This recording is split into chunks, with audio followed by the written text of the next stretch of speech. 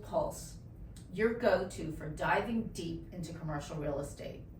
I'm Susan Goldstein, Senior Commercial Real Estate Advisor with Michael Saunders and Company.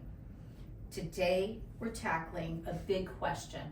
How can property owners increase the value of their property despite the challenges they're currently facing? So what's really going on with insurance and what can you do about it?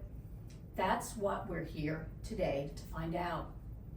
To help us unpack this, I'm joined by Patrick DelMedico, a key figure in insurance, overseeing operations in Florida and Arizona as Chief Operating Officer and Executive Partner at Sheperd Insurance.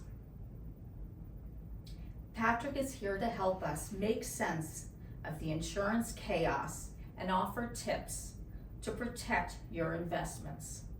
Patrick, let's break this down for our viewers.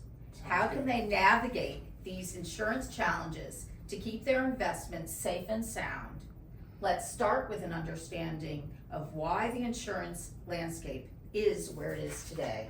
Well, first of all, thanks for having me. Really happy to be here. Obviously, this is a huge topic and one that's weighing heavily on the entire country, both personal lines and commercial buyers. As it relates to the commercial insurance, it's really reflective on four major points, and some of them are man-made and some of them are natural. And so I'm going to start with the natural ones. The first thing people have to realize is that we are in the worst or the most difficult insurance market in a generation. And to put that in perspective, the property and casualty carriers have a combined $38 billion loss in 2023. And this is 10 times higher than any historical number they've ever imagined.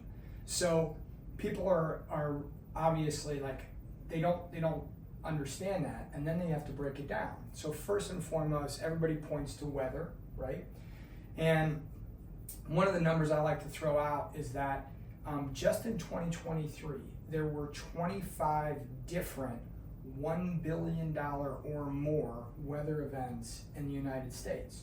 And people always point to Florida as the bad guys, right? Mm-hmm. So they immediately think of hurricanes, but only Florida had 2 of those. So that also puts a lot of things in perspective. So there were wildfires, there's flooding, there's ice storms.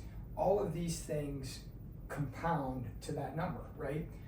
Why it sort of falls down on Florida, and we'll get into this in a little bit, is because of where we're located, obviously surrounded by the water, right? And the fact that hurricanes have a lot more potential to have more devastating impact, okay? So you have the weather, and then you have inflation, right? And so people don't realize that, and we learned this after Hurricane Ian, that the cost to rebuild things has significantly increased. And so people's values on their buildings when they were doing it originally, they didn't realize that they were quote unquote underinsured to today's pricing, right? So those are raising rates. And then the third thing is, and this is sort of an educational thing, you have the reinsurance pricing. And basically reinsurance is the carrier's umbrella for themselves. So when they spend too much on claims, they go into their reinsurance pockets for help and protection. Well, they weren't properly prepared for all of this chaos. And so the reinsurance rates have significantly increased. When that happens, the carriers have a choice. Do I pay more reinsurance, or do I decide to take my capacity and go elsewhere?